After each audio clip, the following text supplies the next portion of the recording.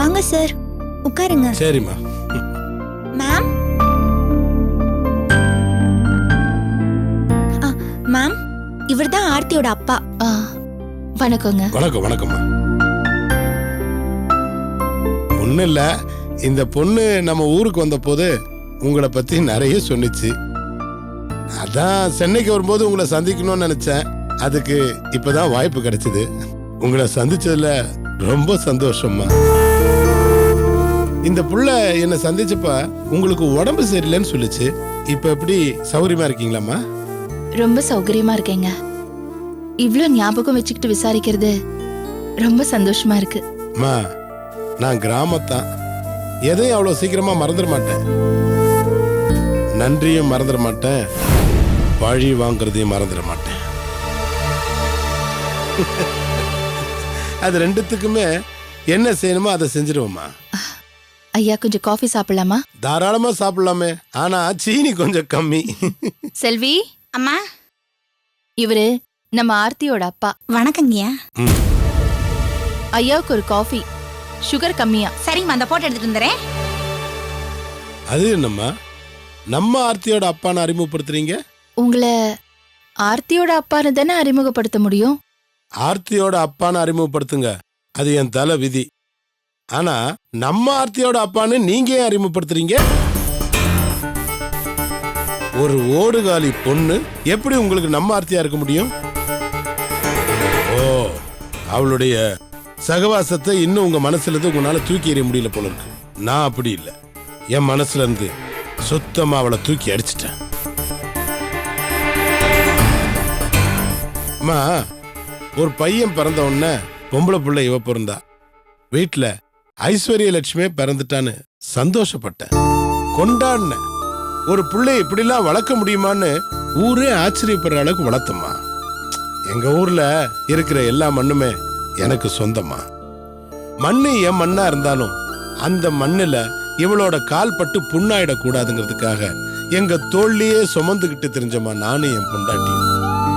எந்த சொந்த மண்ணுல கால் பட்டு புண்ணாயிடக்கூடாதுன்னு நாங்க நினைச்சோமோ அந்த மண்ணுல என் தோலை விட்டு இறங்கி ஒரு அனாத பயலோட உலகத்து மண்ணெல்லாம் மிதிச்சுக்கிட்டு ஊர் ஊரா தெரு தெருவா ஓடிக்கிட்டு இருக்கப்பா. இதை என்னால சகிக்க முடியுமாமா? இவளை பத்தி எனக்கு தெரிஞ்சதை விட அந்த பயலுக்கு என்ன தெரியும்? இல்ல, நான் அவளை தாங்கின மாதிரி அவன் தாங்க போறானா? அவன் யாரு? அவனுக்கு என்ன தகுதி இருக்கு? சாதி சனம் ஏதாவது இருக்கா அவனுக்கு? அந்த நாய்க்கு சாதியும் கிடையாது, சனமும் கிடையாது, தங்குறதுக்கு ஒரு கூரை கூட கிடையாதுமா. வெட்டி பய வெறும் பிச்சை காசு 6000 ரூபாய்க்காக எனக்கு காரோட்டிட்டு இருக்கிற கூலிக்கார பய. நாளைக்கு ஏதாவது ஒண்ணுன்னா அவங்கள பாக்குறதுக்கும் கேட்கறதுக்கும் யாருமா இருக்கா? யார் இருக்கா? அதுக்காக தானே சாதி சனம் வேணும்னு சொல்றது. எதுவுமே இல்லாத ஒரு அனாதை பைய கூட ஓடிட்டு, இதை விட என்னையும் என் குடும்பத்தையும் அவமானப்படுத்த வேற என்னமா வேணும்? என்ன வேணும் சொல்லு சொல்லு. அம்மா,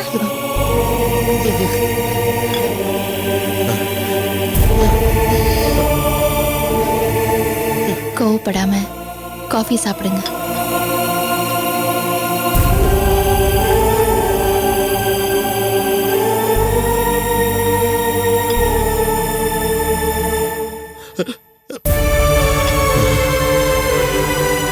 கோவப்படாம எப்படிமா இருக்கு? சரி, அதை விடுங்க. ஆமா, இங்க இருந்து போன பிறகு ஏதாவது உங்ககிட்ட பேசினானா? போனுக்கு பண்ணானா?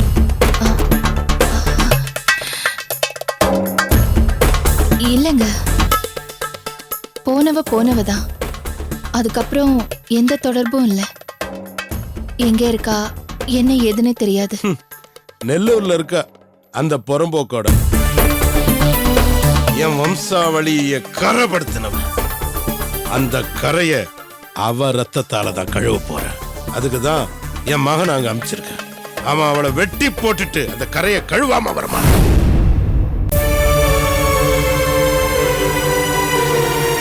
ஐயா, நீங்க பெத்து வளர்த்த பொண்ணு, சீராட்டி வளர்த்திருக்கீங்க. அப்படி வளர்த்த பொண்ணு ஒரு நாள் சொல்லாம கொள்ளாம போயிட்டா கஷ்டமா தான் இருக்கும். உங்க கோவத்துல இருக்கிற நியாயத்தை என்னால புரிஞ்சுக்க முடியுது. ஆனா அதுக்காக அவளை கொல்லணும்னு நினைக்கிறதுல எந்த விதமான நியாயமும் கிடையாது. அந்த எண்ணத்தை மட்டும் நீங்க கைவிட்டுடணும். என்னமா சொல்றீங்க நீங்க? ஒரு ஜாதி இல்லாத கூட ஓடி இருக்கா. என் முகத்துல மட்டும் இல்ல, எங்க ஜாதிக்காரங்க அத்தனை பேர் முகத்திலையும் கரிய பூசிருக்கா. இதை இப்படியே விட்டுட்டா எங்க ஜாதிக்கார பொண்ணுங்க இதே மாதிரி இன்னொரு புறம்போக்கு கூட ஊரை விட்டு ஓட மாட்டாங்கன்னு என்ன நிச்சயம்? ஐயா, இனிமே அப்படி நடந்துருமோங்கிற கற்பனையை தயவு செஞ்சு நிறுத்துங்க. அப்படி நடக்காமலையும் போலாம் இல்லையா? இல்ல, ஆர்த்திய நீங்க வெட்டி போட்டதுக்கு அப்புறம் கூட யாராவது இந்த மாதிரி ஓடவும் செய்யலாம். இப்படியும் நடக்கலாம், அப்படியும் நடக்கலாம். எல்லாரும் அவங்கவுங்க சூழ்நிலையை பொறுத்து தான் முடிவு பண்றாங்களே தவிர மத்தவங்க என்ன பண்றாங்கங்கறத பார்த்து முடிவு பண்றது இல்லைங்கய்யா. இது பாருங்க, பக்கத்து வீட்டுக்காரன் சட்டை போட்டாதான் நீங்க சட்டை போடுவீங்களா? இல்ல பக்கத்து வீட்டுக்காரன் சட்டை போடாம நிறுத்திட்டா நீங்களும் சட்டை போடுறதை நிறுத்திடுவீங்களா? சட்டை போடணுங்கிறது உங்களோட முடிவுங்கய்யா. உங்களோட முடிவை நீங்க எப்படி எடுத்தீங்களோ அதே மாதிரி உங்க ஜாதியில இருக்கிற பொண்ணுங்களும் பையனுங்களும் அவங்க முடிவை அவங்களே எடுக்கட்டுமே. இந்த பாருங்க, ஓடி போனவங்களை எல்லாம் எங்க ஜாதிக்காரங்க இது வரைக்கும் வெட்டி தான் போட்டுருக்காங்க. அவங்க கூட நான் துணையா இருந்திருக்கேன். இப்போ என் பொண்ணு ஓடிட்டா அவளை அப்படியே விட்டுட்டேனா? என் ஜாதிக்காரனா ஏண்டா என் பொண்ணு ஊரை விட்டு ஓடும் போது வெட்ட சொன்னியே, உன் பொண்ணு மட்டும் கண்டுக்காம விட்டியே, இது என்ன நியாயம்னு கேட்க மாட்டான்? நான் நியாயம் தர்மம்லாம் தெரிஞ்சவன். ஊருக்கு ஒரு நியாயம், எனக்கு ஒரு நியாயம் இல்ல. அவங்கள வெட்டாம விட மாட்டேன். ஐயா, தெளிவில்லாம இருக்கிறப்போ ஒரு விஷயத்த தப்பா பண்ணிட்டீங்கிறதுக்காக தெளிவு வந்ததுக்கு அப்புறம் அதே தப்ப பண்ணணும்னு என்ன சட்டமா என்ன? மத்தவங்களுக்கு அந்த கொடுமை நடந்தப்போ உங்களுக்கு தெரியல. இப்போ சொந்த மகளே செய்யும் போது உங்களுக்கு புரியுதுல்ல? இப்போவாவது தப்ப உணர்ந்து திருத்திக்கிறத விட்டுட்டு இவ்ளோ நாள் இப்படிதான் இருந்தேன், மாற முடியாது, அப்ப செஞ்ச தப்பதான் இப்பவும் செய்வேன்னு சொன்னா என்னங்கயா? தேவையில்லாம வெட்டி நியாயம் பேசிட்டு இருக்காத.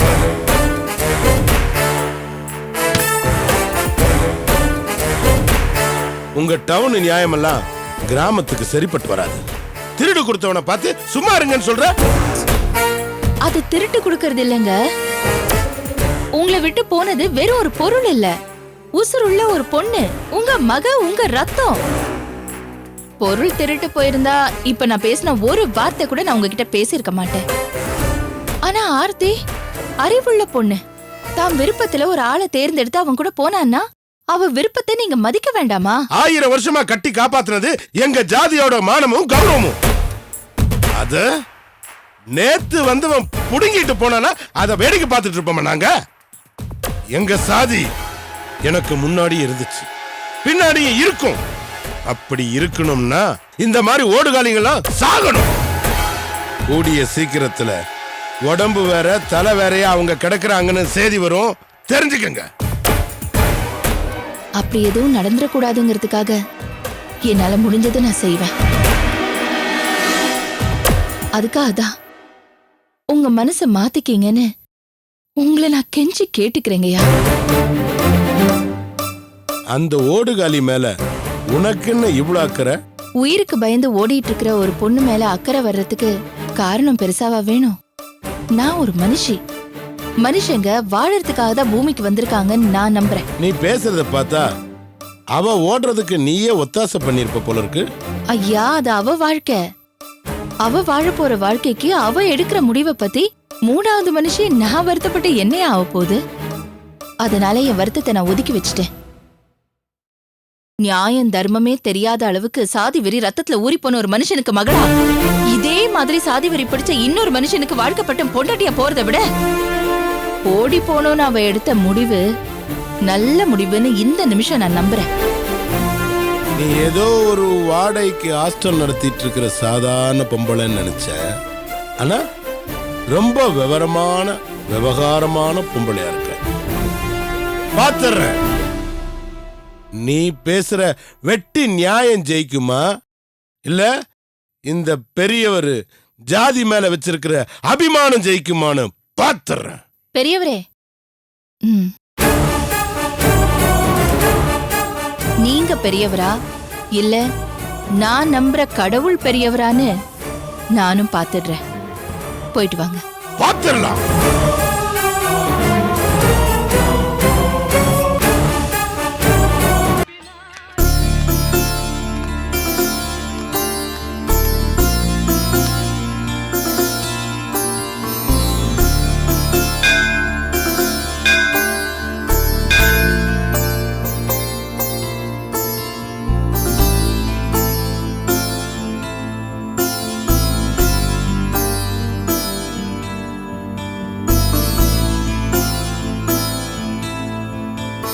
நீங்க பெருசா சாமி கும்பிட்டு நான் பார்த்ததே இல்லை மேடம். அதுவும் நீங்க பட்ட கஷ்டத்துல சாமியவே மறந்துட்டீங்களோன்னு கூட சில சமயம் நான் நினைச்சிருக்கேன். சே, கஷ்டம் வர வரத்தான் சாமியை ரொம்ப தேடி வரும். உண்மையிலேயே நான் சாமியை ரொம்ப கும்பிடுவேன். கொஞ்ச நாளாதான் சாமி கும்பிடுறது குறைஞ்சு போச்சு. இன்னைக்கு போலாமேன்னு நினைச்சேன். நான் நினைச்சதுக்கு தோதா கஷ்டமும் வந்து சேர்ந்துருச்சு. என்னாச்சு மேடம்? காலையில நீவே வீட்டுக்கு வந்திருந்தா. நாளைக்கு காலையில கார் டெலிவரி எடுக்கிறாங்களாம். நல்ல விஷயம் தானே மேடம்? கார் டெலிவரி எடுக்கிறது நல்ல விஷயம்தாம்மா. ஆனா அதுக்கும் நான் தான் செலவு பண்ணுங்கிறதும் அந்த காருக்கு இன்டீரியர் டெக்கரேஷன் பண்றதுக்கும் நான் தான் செலவு பண்ணுங்கிறதும் நல்ல விஷயம் இல்லையம்மா. எல்லாம் பண்றதுக்கு 25,000 ரூபாய் வேணும்னு நிவி அதிகாரமா கேக்குறா. என்ன செய்யறதுன்னு சரின்னு சொன்னேன். அது முடிஞ்சா இந்த பக்கம் அந்த சூர்யா பையனோட பிரச்சனை. காலேஜுக்கு போகாம ஊர் சுத்திட்டு திரியறா. அவன் காலேஜுக்கு போய் விசாரிச்சா அவன் காலேஜுக்கு வந்து பல நாள் ஆச்சுங்கிறாங்க. ஹாஸ்டலுக்கு போய் பார்த்தா பசங்களோட சீட் ஆடிட்டு இருக்கா. அவனை 2 தட்டு தட்டி காலேஜ்ல கொண்டு போய் விட்டுட்டு வர வேண்டியதாயிடுச்சு. வீட்டுக்கு வந்தா ஆர்த்தியோட அப்பா நம்ம ஹாஸ்டலுக்கு வந்துட்டாரு. ஐயோ, அவர் எப்படி அங்க வந்தாரு? வியூலா தான் கூட்டிட்டு வந்தா.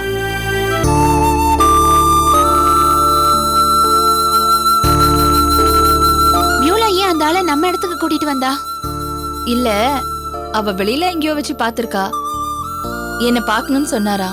அவ எனக்கு போன் பண்ணி கேட்டா. அதுக்கு நான் பரவாயில்ல கூட்டிட்டு வான்னு சொன்னேன். ஆனா இங்க வந்து ஆர்த்திய வெட்டுவேன் குத்துவேன்னு பேசிக்கிட்டு இருந்தாரு. ஒரு கட்டத்துல என்னால பொறுத்துக்க முடியாம நீங்க நினைக்கிறது சரியில்லைன்னு சொல்லிட்டேன். உடனே அவருக்கு கோபம் வந்துச்சு. நீயும் என் மக செஞ்ச வேலைக்கு உடந்தையா பாத்துக்கிறேன் அப்படின்னு சொல்லி பயங்கரமா கத்திட்டு போயிட்டாரு. கோயிலுக்கு போகணும்னு சொன்ன நேரத்துக்கு என் மனசுல துளி கூட நிம்மதி இல்லாம போயிடுச்சு. நிம்மதியா இருந்தா நீ என்ன பார்க்க வர மாட்ட, நிம்மதி இல்லைன்னு தான் பார்க்க வருவேன்னு கடவுள் இப்படி பண்ணிட்டாருன்னு எனக்கு தோணுது. கொஞ்ச நேரம் கண்ணை மூடி உட்கார்றேம்மா. தொடர்ந்து உலகத்தை பார்த்துக்கிட்டே இருந்தா குழப்பம்தான் ஜாஸ்தி ஆகுது. சரிங்க மேடம், நீங்க உட்காருங்க. நான் பிரகாரத்தை சுத்திட்டு வந்துடுறேன்.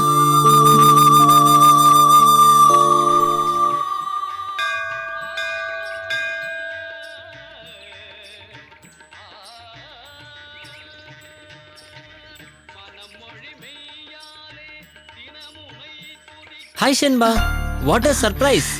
எனக்கும் தாங்க. நீங்க கோயிலுக்குலாம் வருவீங்களா? இது என்னங்க அநியாயமா இருக்கு? உங்களை மாதிரி சேலை கட்டி நெத்தில பொட்டுக்கு மேல பொட்டு வச்சவங்க தான் கோயிலுக்கு வரணும் என்ன சட்டமா இருக்கு? ஏன் எங்களை மாதிரி பேண்ட் போட்டவங்க வரக்கூடாதா? நீங்க கடவுள் நம்பிக்கை இல்லாதவரா இருப்பீங்கன்னு நினைச்சேன். நான் கஷ்டத்துக்காக கோயிலுக்கு வரவேன் இல்லைங்க, இஷ்டத்துக்காக கோயிலுக்கு வரவேன். கடவுளுங்கிறது எனக்கு ஒரு அடையாளம். தொழுத கை துன்பம் துடைப்பாய் போற்றி அப்படின்னு பாடுறாங்கல்ல. ஸோ அந்த மாதிரி அவர் என் துன்பத்தை துடைப்பாரு நினைச்சு நான் கோயிலுக்கு வரல. உலகத்துல இருக்கவங்களோட துன்பத்தெல்லாம் துடைக்கிறது தான் கடவுளோட வேலைன்னா கடவுள் என்ன கதி ஆவார் நீங்களே யோசிச்சு பாருங்க. கடவுளை கும்பிட்டு நிக்கிற கைதான் தன்னோட கன்னத்தில் வழியிற கண்ணீரை துடைக்கணுமே தவிர கடவுள் வந்து துடைக்க மாட்டாரு. அப்போ கஷ்டப்படுறவங்க கடவுள்கிட்ட முறையிடுறதுல எந்த அர்த்தமும் இல்லைங்கிறீங்களா? முறையிடலாம், பாரத்தை இறக்கி வச்சா நிம்மதி கிடைக்கும். ஸோ ஏதோ ஒரு உதவி வரப்போகுதுன்னு உங்களுக்குள்ள ஒரு நம்பிக்கை இருக்கு பாத்தீங்களா, அல்டிமேட்டா அதுதான் உங்களை காப்பாற்ற போதே தவிர கடவுள் நேரா வந்து எதுவும் செய்ய போறது கிடையாது. உதாரணத்துக்கு ஒண்ணு சொல்றேன். ஒரு விவசாயி கடவுளே நல்ல மழையை கொடுன்னு வேண்டிக்கிறான். அதே ஊர்ல கடை வச்சிருக்க ஒரு வியாபாரி கடவுளே பண்டிகை நேரம் வியாபாரம் நல்லா நடக்கணும், மழை கிழ வந்துடக்கூடாதுன்னு வேண்டிக்கிறான். ஸோ 2 பேருமே ஒரே ஊர்ல இருந்து எதிரெதிரான விஷயங்களை வேண்டிக்கிறாங்க. கடவுள் யாரு காது கொடுப்பாரு, யாரோட வேண்டுகோளை ஏத்துப்பாரு? 2 பேர்ல யார் நல்லவங்களோ அவங்களோட பிரார்த்தனையை ஏத்துக்குவாரு. அப்ப 2 பேருமே நல்லவங்களா இருந்தா கொஞ்சம் கஷ்டம்தான். இப்படிதாங்க உலகம் பூரா வேண்டிக்கிறாங்க. எனக்கு வேணுங்கிறது உங்களுக்கு வேண்டாம், உங்களுக்கு வேணுங்கிறது எனக்கு வேண்டாம். ஸோ இப்படி எல்லாருடைய பிரார்த்தனையும் விதவிதமா ஒண்ணுக்கொண்ணு முரண்பாடாதான் இருக்கு. ஸோ கடவுள் எப்படி எல்லாரோட பிரார்த்தனையும் நிறைவேற்றுவாருன்னு சொல்லுங்க. கோயிலுக்கு நல்லவங்க மட்டுமா வராங்கன்னு நினைக்கிறீங்க?